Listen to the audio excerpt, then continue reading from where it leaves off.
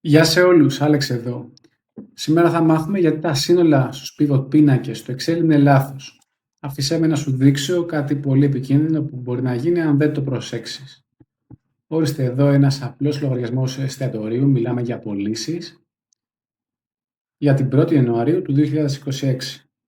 Αν σε ρωτήσω πόσα έσοδα είχαμε την 1η Ιανουαρίου, τότε θα μου πεις. Θα μου πεις ενδεχομένως, επειδή είναι μικρός ο πίνακας, 320 ευρώ. Εναλλακτικά, άμα είχαμε πιο πολλά δεδομένα, θα κάνεις κλικ μέσα στον πίνακα, θα πήγαινες εισαγωγή ή insert αν το έχεις στα αγγλικά, pivot table, επιλέγετε αυτόματα περιοχή που μας ενδιαφέρει, που θέλουμε να βάλουμε το pivot table είτε σε καινούριο φύλλο εργασίας είτε στο υπάρχον φύλλο εργασίας. Εγώ θέλω σε υπάρχον, μας λέει και πού ακριβώς, ποιο κελί, επιλέγω το κελί F1 και πατάω OK. Στη συνέχεια πάμε να σχεδιάσουμε το pivot table.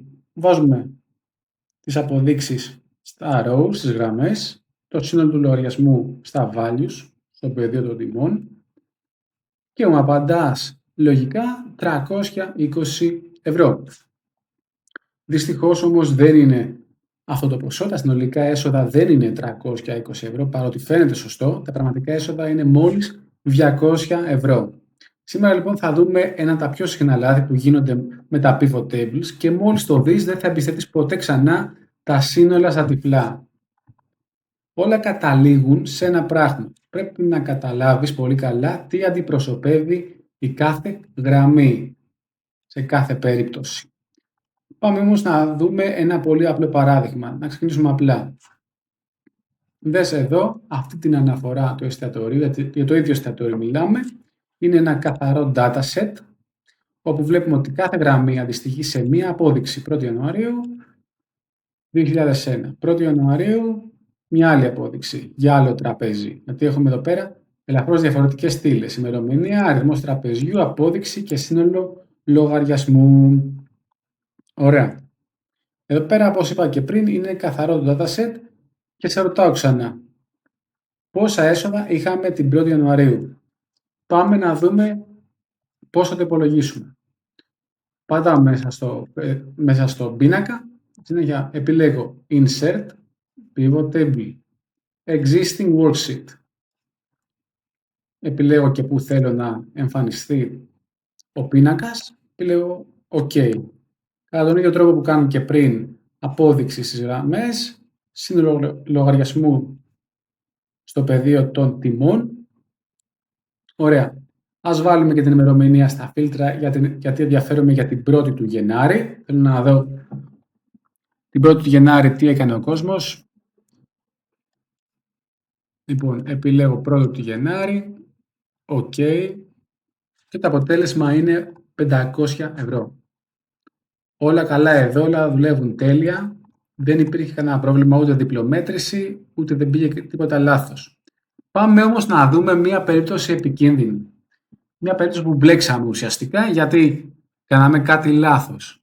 Ήρθε λοιπόν ο προϊστάμενός μας, αγριεμένος, και μας ρώτησε πόσα είναι τα χρήματα που μπήκαν στο ταμείο την 1η του Γενάρη. Εμείς του είπαμε 920, ενώ ήταν πολύ λιγότερα, ήταν μόλις 500 ευρώ. Ένα σημαντικό λάθος, μια σημαντική διαφορά. Πάμε να δούμε όμως την αναφορά που είδε ο προϊστάμενός μας και από πού προκύπτουν τελικά τα 420 ευρώ που κάναμε λάθος. Λοιπόν, αυτή εδώ είναι η αναφορά. Εδώ έχουμε αλλάξει το data grain, δηλαδή το επίπεδο ανάλυσης της πληροφορίας μας. Όπως βλέπουμε εδώ έχουμε ημερομηνία, απόδειξη, είδος, σύνολο λογαριασμού. Ωστόσο, έχουμε και το είδος εδώ. Πριν δεν το είχαμε. Δηλαδή, για κάθε γραμμή εδώ δεν αντιστοιχεί μόνο μία απόδειξη, αλλά αντιστοιχεί και ένα είδος. Έχουμε πιο πολλή πληροφορία εδώ μέσα. Αντιστοιχεί δηλαδή και ένα είδος μέσα στην απόδειξη. Γιατί αυτή εδώ απόδειξη περιλαμβάνει και μακάρονια, αλλά αυτή η ίδια απόδειξη περιλαμβάνει και το κρασί, έτσι, που πήγαμε και καταναλώσαμε. Δηλαδή το σύνολο της απόδειξης επαναλαμβάνεται για κάθε γραμμή του προϊόντος. Πολύ ωραία. Πάμε να δούμε τώρα, να κάνουμε ένα pivot table, να δούμε τι πάει λάθος. Κατά τον ίδιο τρόπο όπως και πριν, πατάω Insert Pivot Table. Συνέχεια, επιλέγω το παρόν φύλλο εργασίας και που θέλω να εμφανιστεί το Pivot Table. Τέλεια. Παίρνω τις αποδείξεις, το σέρνω στις γραμμές, το σύνολο του λογαριασμού στα values και την ημερομηνία στα φίλτρα. Όπως και πριν, να επιλέξω. Πριν επιλέξω την 1η Γενάρη θέλω να βγάλω για χάρη του παραδείγματος.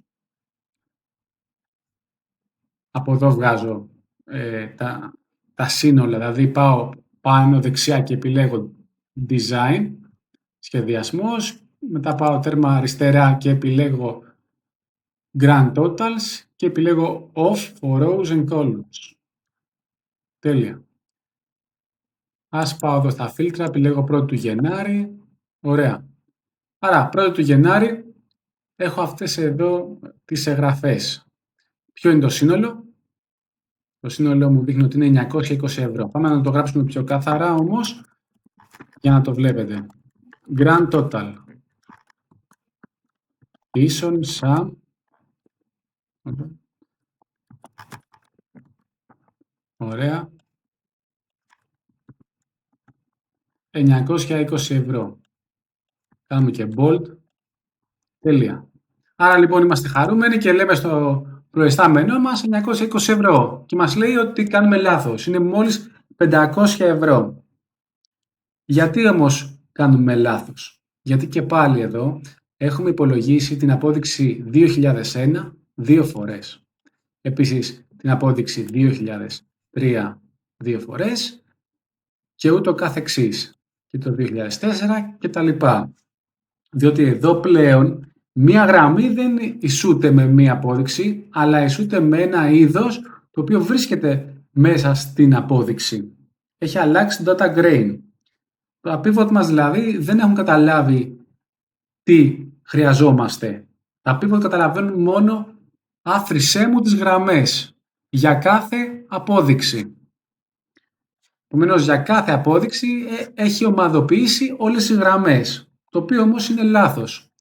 Γιατί δεν θέλω εγώ να μου αφρίσει δύο φορές το ίδιο ποσό, αλλά θέλω να πάρω από αυτή τη γραμμή και από αυτή τη γραμμή μόνο μία φορά τα 120 ευρώ. Επομένως, το άθροισμα εδώ πέρα που έκανε ο πίνακας μας, το pivot table, είναι λάθος. Διότι οι γραμμές είναι πιο αναλυτικές από ό,τι νομίζαμε αρχικά και έτσι το σύνολο είναι φουσκωμένο. Θέλω πριν σου πω τώρα τι θα κάνουμε, να καταλάβεις ότι πριν κάνεις οποιοδήποτε pivot table θέλω να σκέφτεσαι τι αντιπροσωπεύει κάθε γραμμή. Μετά θέλω να καταλαβαίνεις και να ψάχνεις και το αναγνωριστικό, δηλαδή το key, το μοναδικό αναγνωριστικό κάθε γραμμής. Έτσι. Δηλαδή, τι είναι αυτό που διαφοροποιεί τη μια γραμμή από την άλλη, ποιο είναι το grain, αν έχει αλλάξει το επίπεδο της πληροφορίας, που εδώ έχει αλλάξει, και αν βεβαίως αθροίζω κάποιες τιμές 2 ή 3 φορές. Αυτό λοιπόν για να μην μπλέξεις. Τώρα, στην προκειμένη περίπτωση, πάμε εδώ στο pivot table και αντί να κάνουμε άθροισμα, ερχόμαστε value field settings και επιλέγουμε max ή min. Το ίδιο κάνει.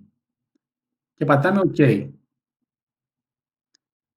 Ουσιαστικά οι max και οι min τι κάνουν? Παίρνουν από ένα σύνολο εγγραφών τη μέγιστη τιμή ή την ελάχιστη τιμή. Στην προκειμένη περίπτωση η τιμή είναι ίδια, επομένως είτε maximum είτε minimum το ίδιο κάνει. Μας βγάζει εδώ λοιπόν 500 ευρώ που είναι η σωστή τιμή. Ωραία. Αυτό που θέλω εγώ να κρατήσεις γενικά από αυτή την παρουσίαση σήμερα, είναι ότι αν δεν ξέρεις τι αντιπροσωπεύει κάθε γραμμή, το αποτέλεσμα είναι άνευ νοήματος. Γιατί η ομαδοποίηση δεδομένων έχει νόημα μόνο όταν τα δεδομένα σου είναι στο σωστό grain που μελετάς. Δηλαδή, η ερώτηση που σου γίνεται από τον manager πρέπει να είναι στο ίδιο grain με τον πίνακα αναφορά σου. Επομένως, δίνουμε σημασία σε αυτό. Για να σου πω κάτι τελευταίο.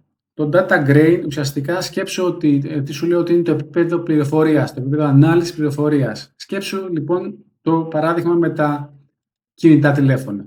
Εδώ έχουμε ένα σύγχρονο τηλέφωνο, το οποίο έχει δυνατότητα να τραβάει φωτογραφίες σε υψηλό επίπεδο ανάλυσης, άρα να μαζεύει και να μας δίνει πιο πολλή πληροφορία για το αντικείμενο το οποίο φωτογραφίζουμε. Αντιθέτως, αυτό εδώ, παρότι έχει το ίδιο, έχει και αυτό κάμερα, δεν έχει δυνατότητα να μας δώσει την ίδια πληροφορία, το ίδιο βάθος πληροφορίας ή αλλιώς το ίδιο data grain, καθώς έχει πολύ χειρότερη κάμερα.